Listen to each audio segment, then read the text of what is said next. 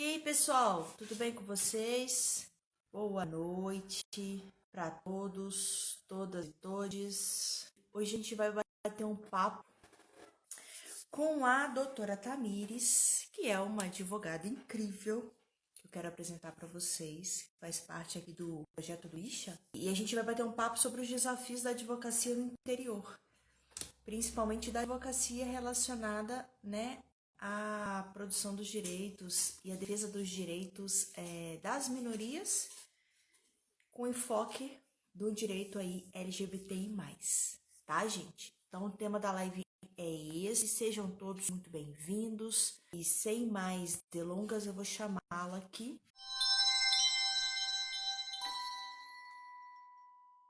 Seja bem-vinda, Tamires, é um prazer ter você aqui. Obrigada, Bruna.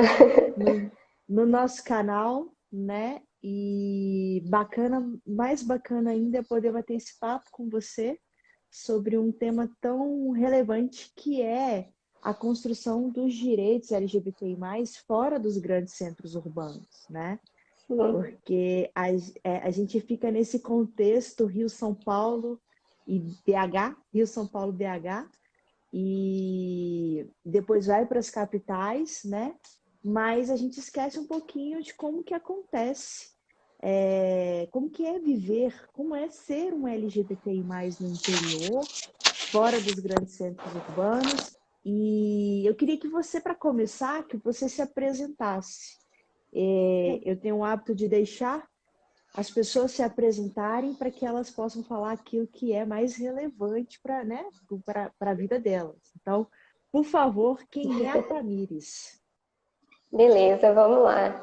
Eu sou advogada, eu advogo há 7 anos, graduei pela PUC Minas e me especializei em Direito Homoafetivo e de Gênero, que foi a oportunidade que eu pude te conhecer, né, Bruna, e conhecer o trabalho que você exerce aqui no Bicha, da Justiça. Eu estou em Teófilo Otoni, Minas Gerais, no Vale do Mucuri, Nordeste mineiro. E além da advocacia, eu também presto assessoria jurídica no Centro de Referência em Direitos Humanos do Vale do Mucuri, que é uma política pública que é executada pela Associação de Bairros de Teófilo Otoni. Que massa, muito bom. Só para contextualizar o pessoal que não é muito de Minas, né? Mas Teófilo Otoni está ali no norte de Minas e é uma região muito tradicional, né? Tá quase ali chegando na Bahia.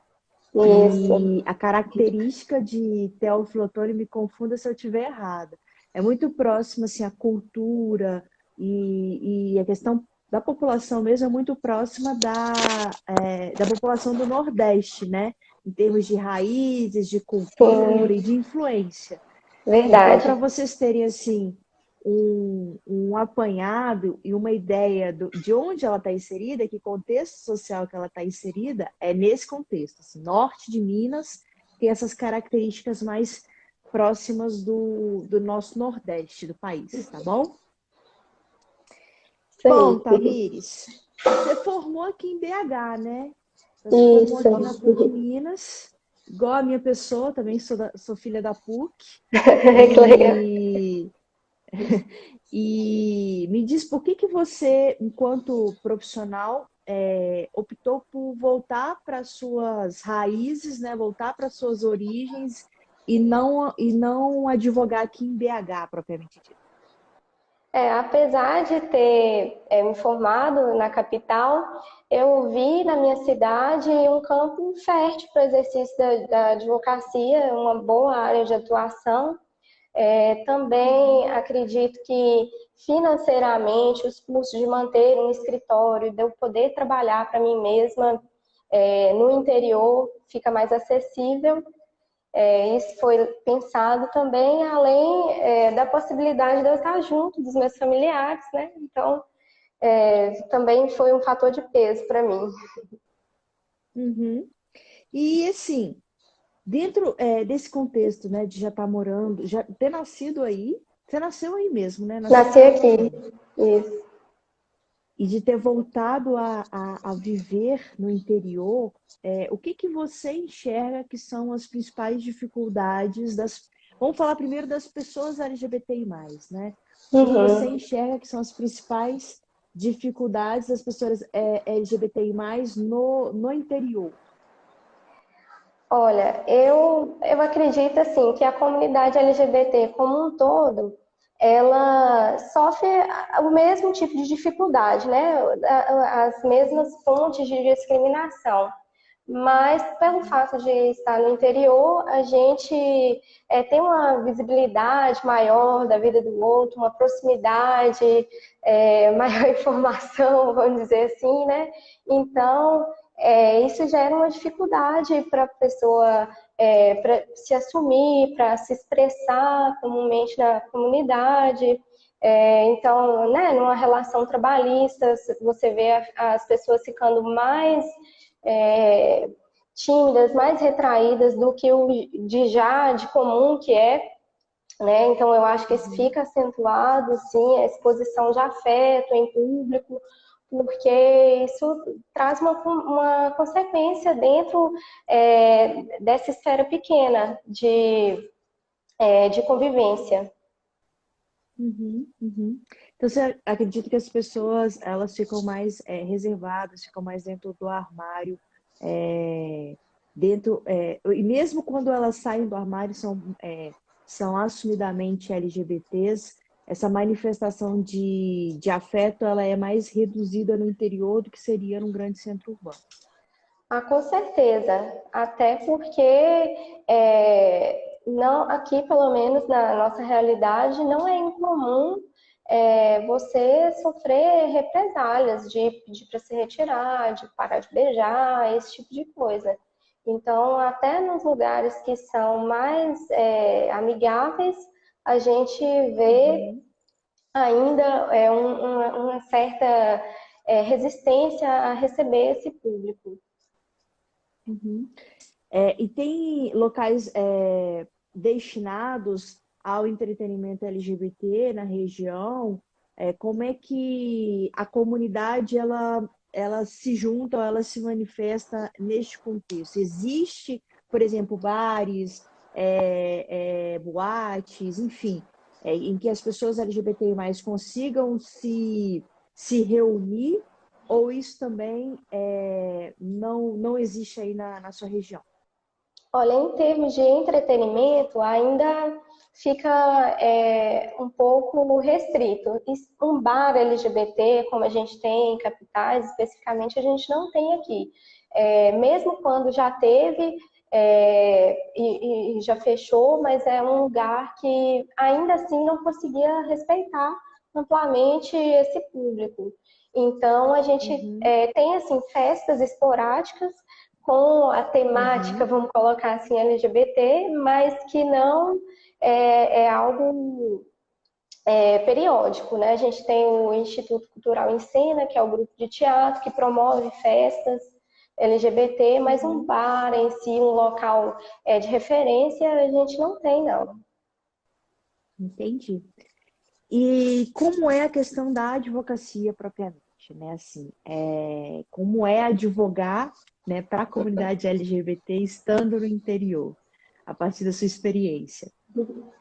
Olha, aqui, a princípio, por estar no interior, eu senti a necessidade de buscar ajuda, auxílio com profissionais alinhados a essa causa, né? Então, Uhum, foi um dos motivos que me motivou a buscar o Vista da Justiça, além da excelência do trabalho que é exercido, é esse referencial de ter um grupo de apoio de advogados que podem conversar sobre essa temática, uhum, estudar, né, estratégias para judicialização, porque além disso, aqui a gente vê assim que a comunidade LGBT ela fica às vezes tão marginalizada, isso fica tão acentuado que existe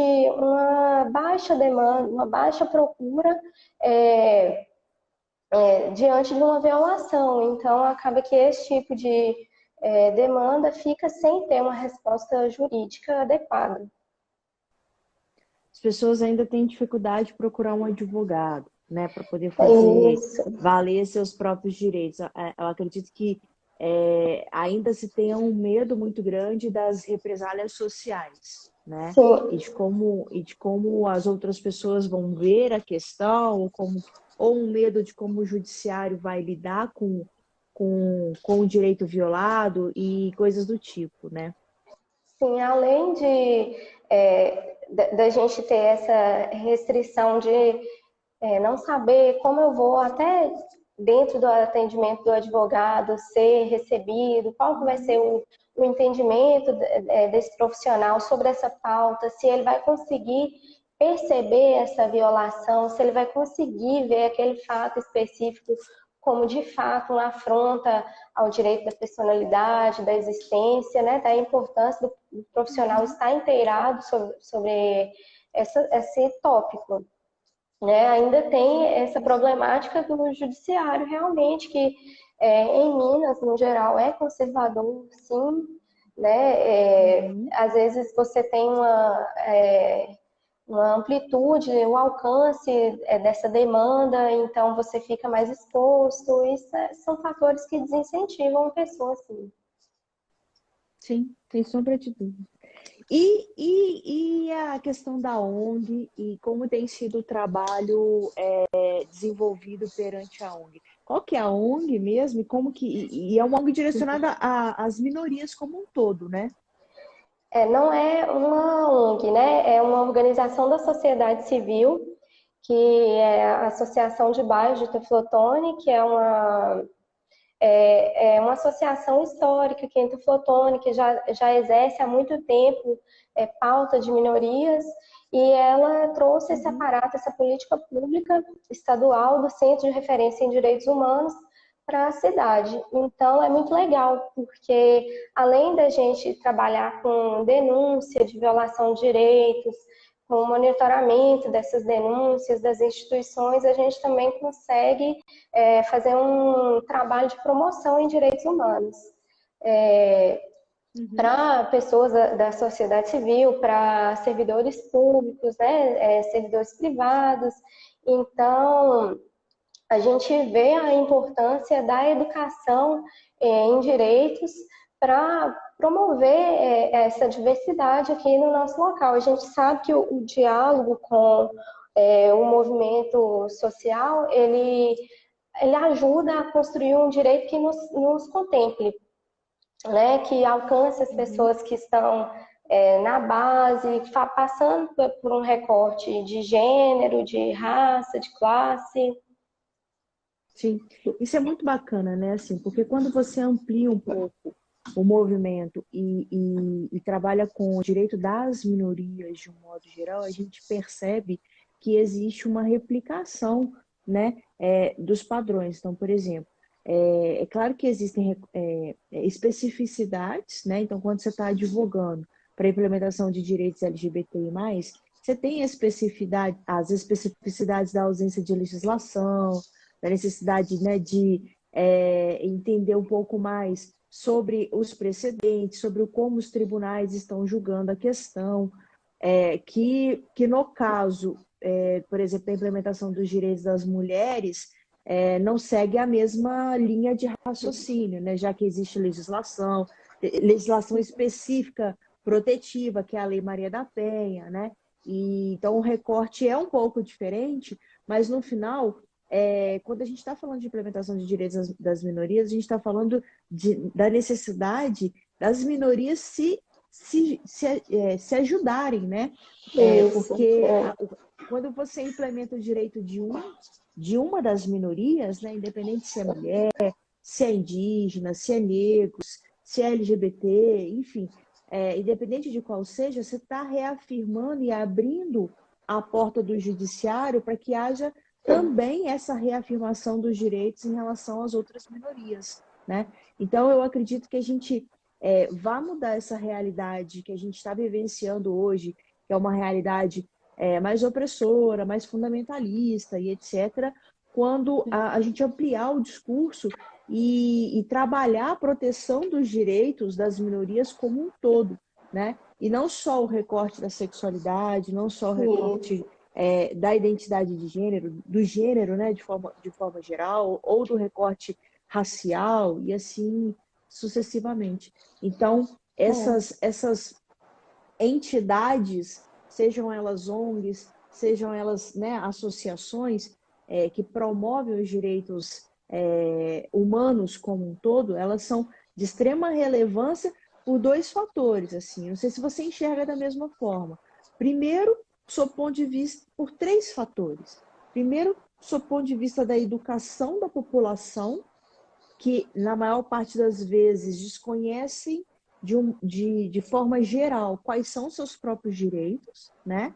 Segundo, numa perspectiva de implementar esses direitos, por exemplo, se um LGBT foi vítima de violência, a própria associação conseguir dar o suporte jurídico para que haja esse tipo de reparação, né?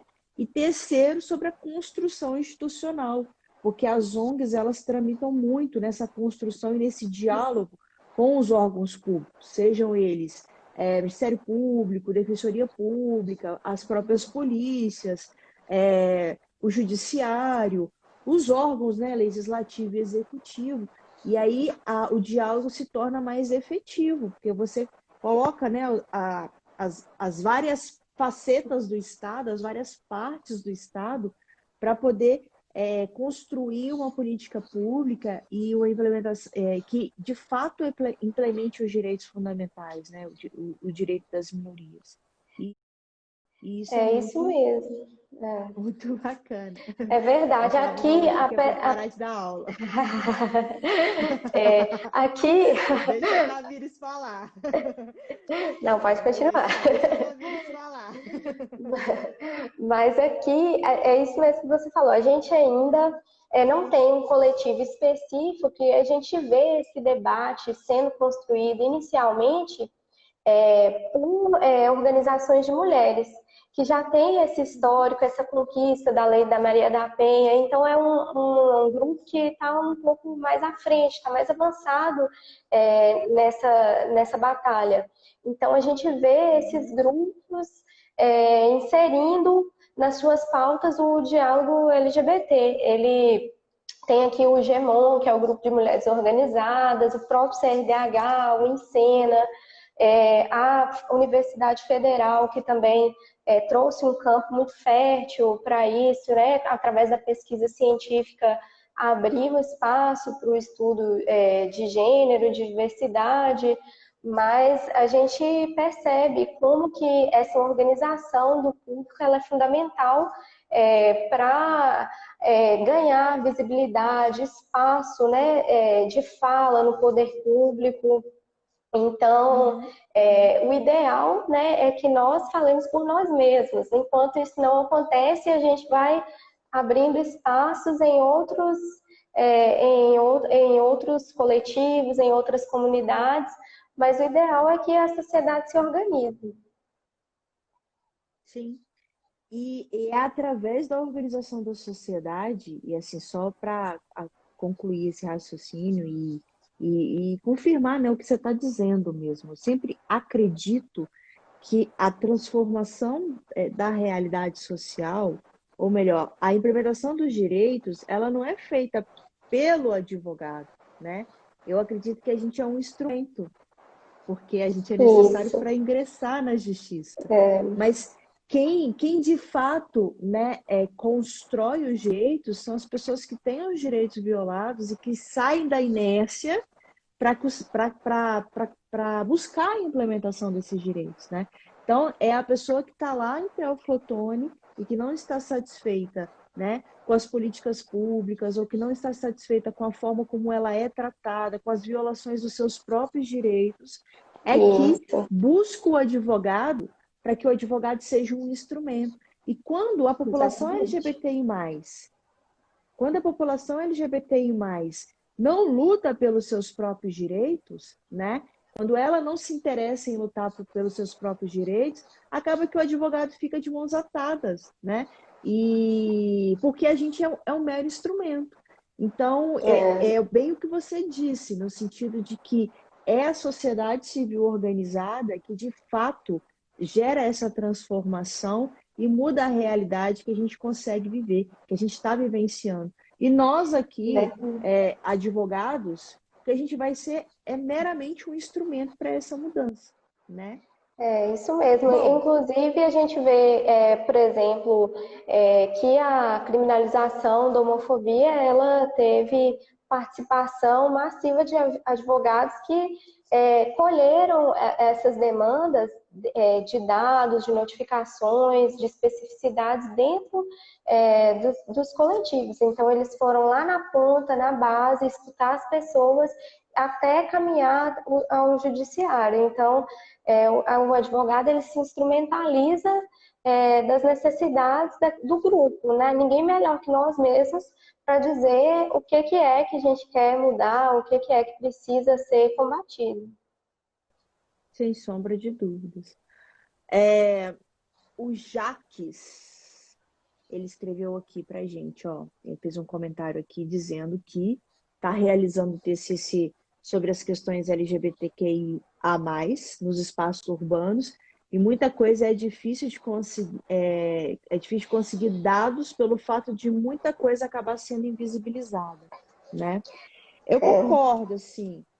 Pode falar, Tamires. Não, eu concordo também. Eu acho que a grande dificuldade, além daquele fator que a gente vê da pessoa não se sentir empoderada, não ver um caminho, uma explicação jurídica para exercer esse direito, a gente também tem que lidar com a dificuldade no setor de segurança pública, às vezes, até para formalizar, a notificar essas ocorrências como a homotransfobia. Então, a gente acaba ficando subnotificado mesmo. Eu sei que, por exemplo, uma fonte boa de dados, que consegue colher bons dados, é o Grupo Gay da Bahia, que normalmente eu uso como referência, mas aqui da minha região, por exemplo, eu não consigo ter essa informação. Sim. E a gente vai para quase um ano da decisão, mês que vem completa um ano da decisão do Supremo que criminalizou a LGBTfobia, e já tem quase 12 meses, e até hoje os boletins de ocorrência, em sua grande maioria, não vem a especificação de que é um crime de LGBTfobia, né? Então, assim, é pela minha própria experiência, que a maior parte das demandas que surgem aqui, né, e que caem, que a gente acaba sendo acionado, que geram boletins de ocorrência, que são derivados de algum delito, todos esses boletins de ocorrência precisam ser retificados depois para que haja a inserção de que o crime aconteceu, foi motivado em razão da sexualidade ou identidade de gênero, né? Então, assim, E eu estou em Belo Horizonte, né, que é uma capital, que é a terceira cidade mais populosa do Brasil, né? Então, você imagina como é nos interiores, como é nos Exatamente. locais mais afastados dos grandes centros urbanos, em que, às vezes, as próprias autoridades sequer têm conhecimento da existência da decisão do Supremo Tribunal Federal. Isso é uma realidade, gente. Sim. Né? Isso é uma realidade. Por mais que seja veiculado, a gente ainda tem essa tradição legalista de depender de um papel para poder respeitar, né? E esse papel é traduzido pela lei para poder respeitar. Então, isso reflete diretamente na captação de dados e nessa construção, né, dessas notificações dos crimes de LGBTfobia como um todo. É isso mesmo. E mesmo assim, a gente ainda está num cenário de país mais. Um dos países mais preconceituosos do mundo, é o que mais mata LGBTI+, não tendo essas notificações devidas, né? Então, imagina quanto proporcionalmente isso é maior do que de fato está sendo relatado, né? É isso mesmo. Bom, diz para mim aí, gente, pessoal que está assistindo, Ó, sou estudante de arquitetura e urbanismo e dentro da minha universidade, o primeiro trabalho que está sendo realizado sobre essa temática hoje, passei o dia todo procurando dados de violência. É isso aí. Dados de violência, assim, realmente é muito difícil. Então, você tem o Grupo QI da Bahia, você tem a ANTRA, que também está fazendo um excelente trabalho de pesquisa e de identificação desses dados com um recorte, né, da identidade de gênero. Você tem algumas outras instituições, como a Aliança LGBTI+, que também produz alguns dados relacionados, o próprio Renosp, que é um coletivo mais recente, mas que também já começou a identificar dados relacionados à segurança pública, mas tudo ainda é muito novo e nada oficial, né? Tudo através de organizações e entidades civis que têm feito esse processo de pesquisa, né? Pessoal, vamos lá. Escreve aí para mim como é que acontece na sua cidade. Se você é do interior, como que vocês têm acesso, né, à educação LGBTI? Se existe algum coletivo na sua cidade, né, alguma ONG, algum coletivo nesse sentido, que auxilia vocês na implementação dos direitos e que faz essa ponte, essa ligação com os órgãos públicos, para a gente ver como é que está acontecendo aí também no interior, né? Vamos lá, dona Tamires, deixa eu te fazer mais uma pergunta, né? E como que o judiciário aí de Teoflotone, região norte de Minas, tem recebido e tem implementado os direitos LGBTI+, assim? Como que você tem percebido essa movimentação, principalmente nos últimos anos, que a gente teve muitas decisões do Supremo reafirmando os nossos direitos?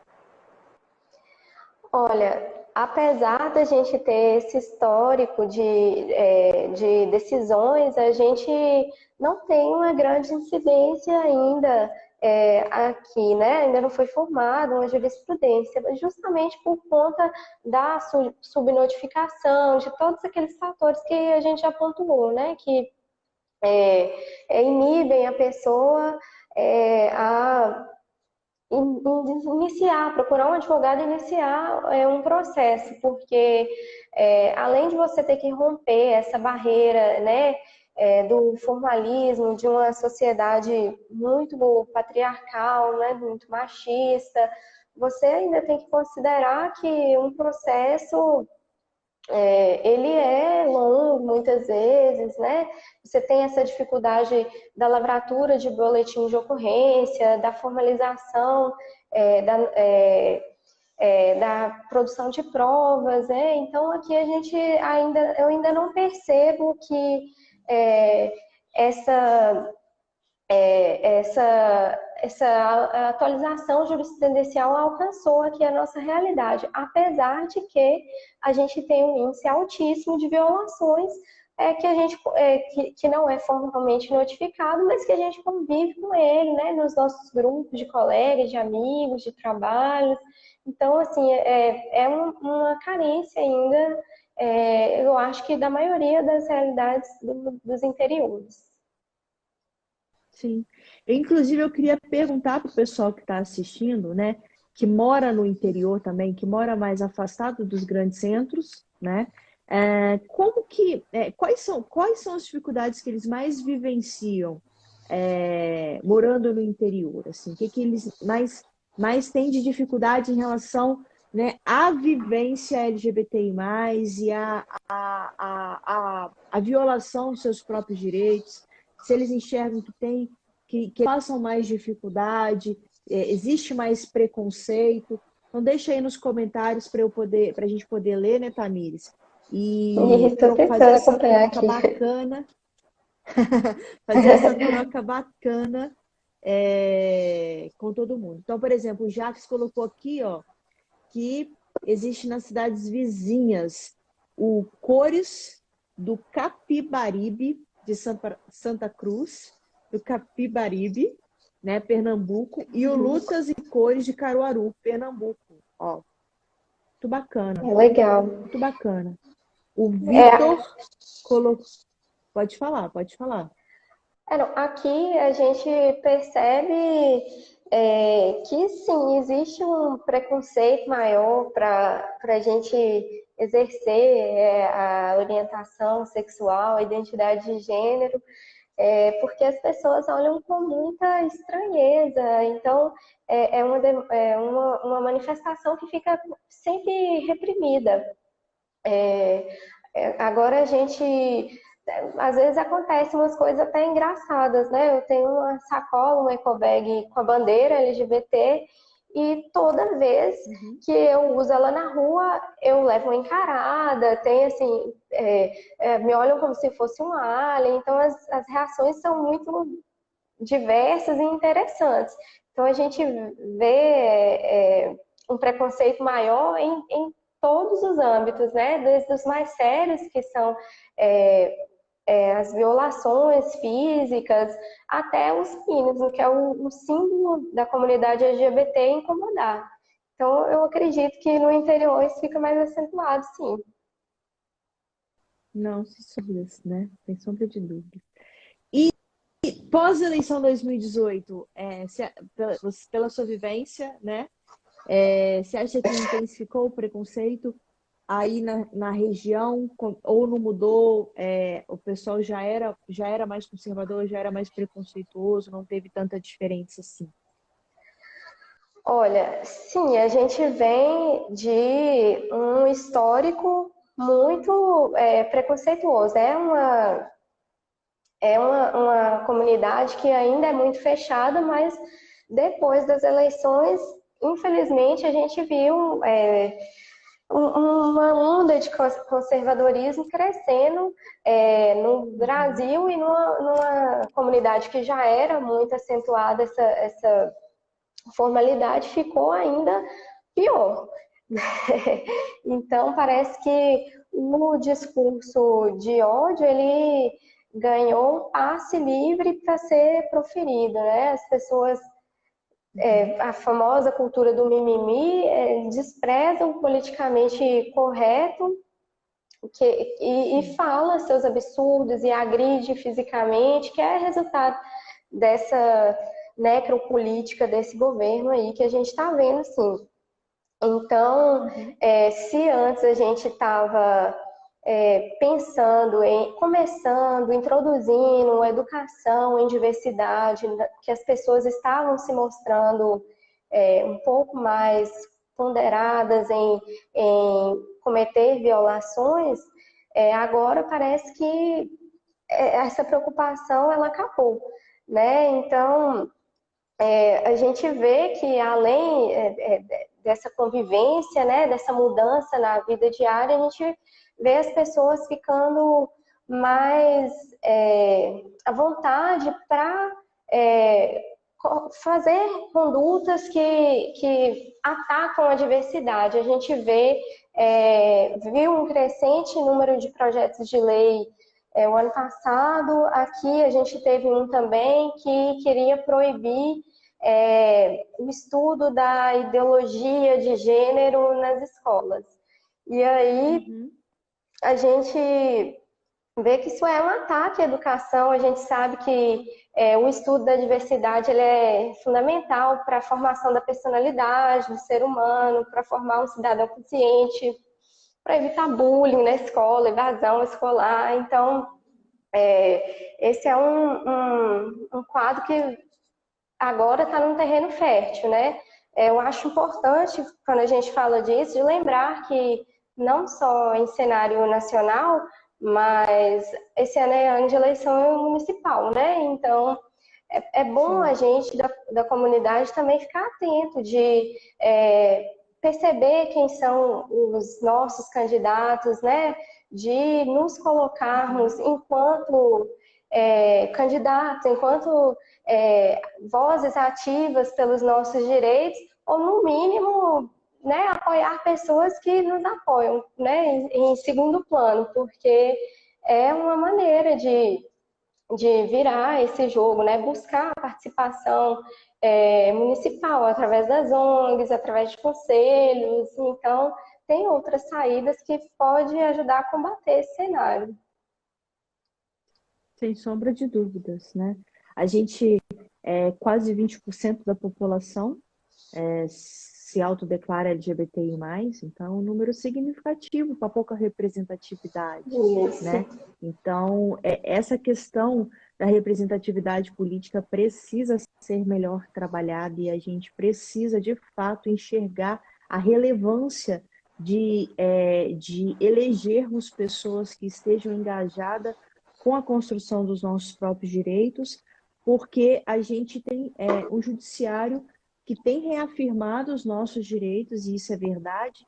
Nós temos tido, né, inúmeras vitórias nos últimos anos, mas ainda falta o tal do pedaço de papel que é tão importante para a sociedade brasileira respeitar e entender que, de fato, temos direitos, né? Então, em uma sociedade pautada pela tradição romana e que precisa desse histórico de leis, da existência de leis, para que haja um respeito maior, o papel do legislador e dos nossos representantes políticos acaba tendo uma importância muito grande.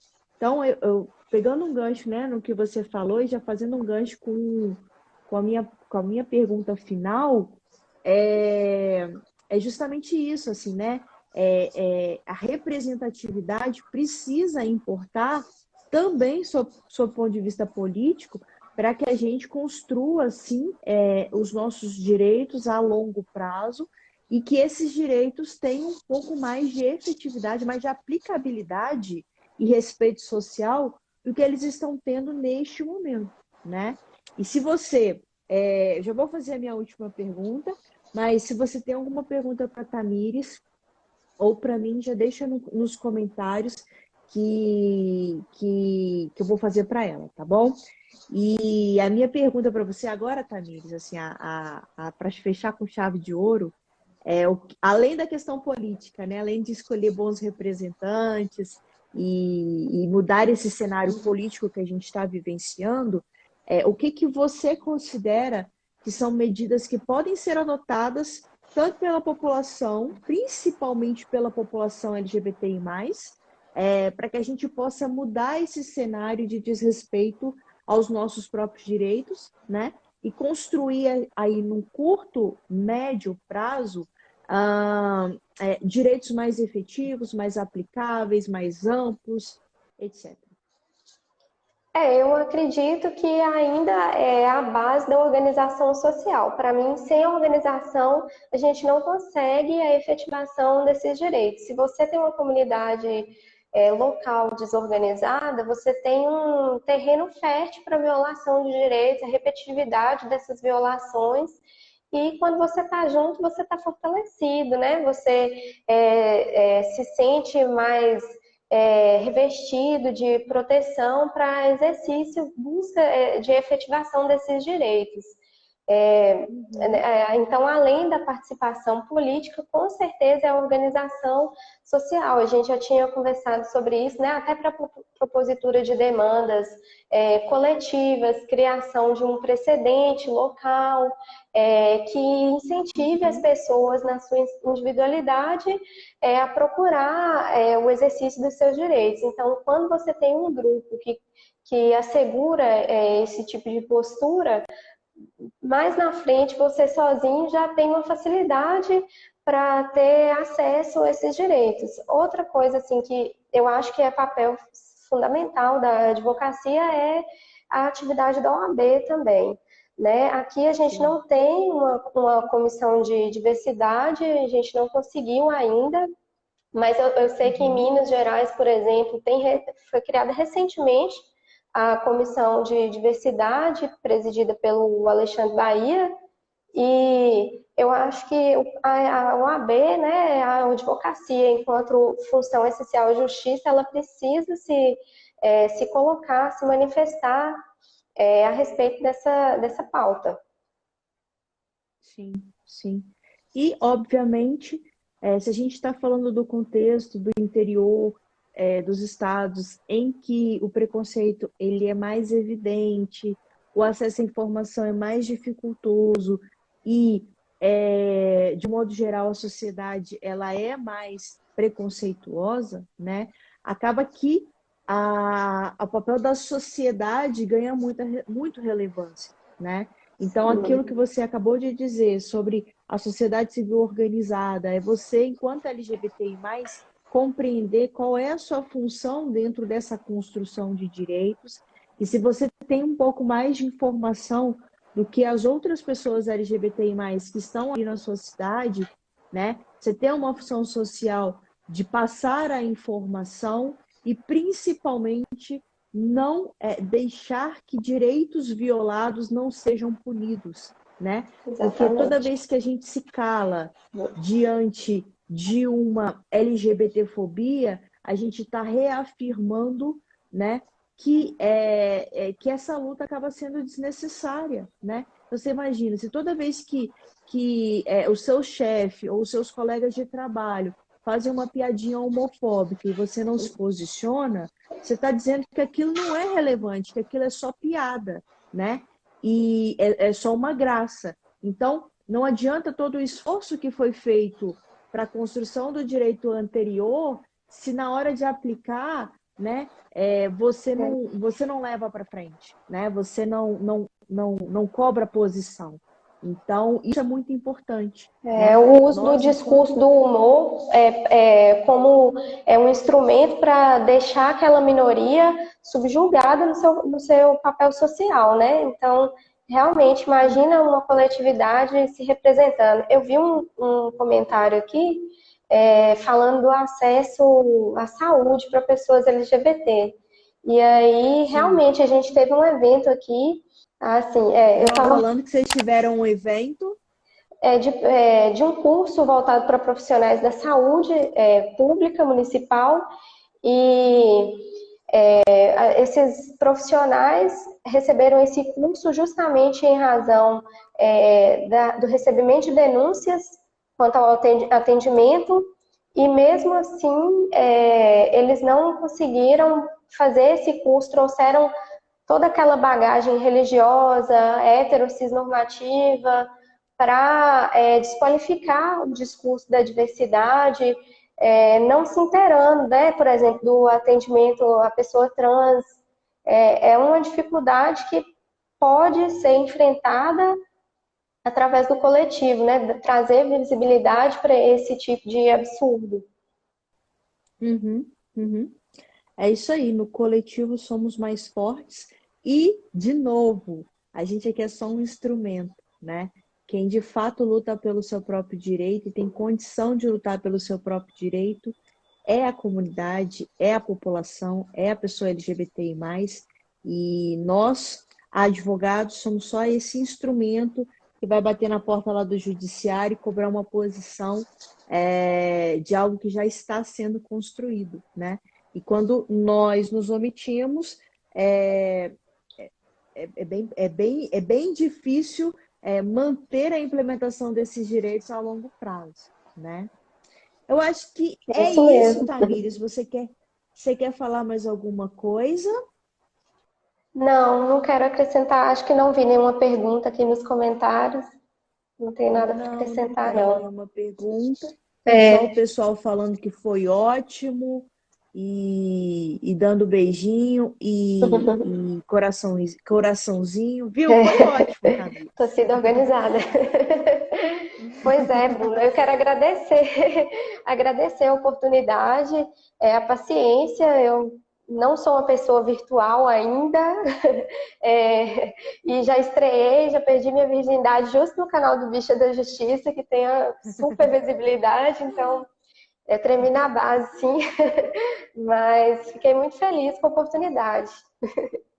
Imagina, a gente é que agradece você ter se disponibilizado, ter compartilhado conosco a sua vivência, a sua experiência, né, a sua realidade. E essa vai ser uma de várias lives que nós vamos fazer, com certeza, Ah, que né? bom. Obrigada a todo mundo que assistiu e que esteve aí contribuindo conosco também. Vocês são incríveis.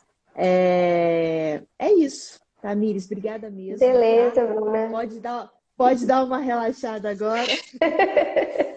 Tá Dar uma certo. respirada. E foi ótimo. Pode ficar tranquila que foi ótimo. Você saiu super bem. Ah, que bom, fico feliz. Estamos todos orgulhosos. A torcida organizada também está orgulhosa, com certeza. Pois é, boa noite, Bruna.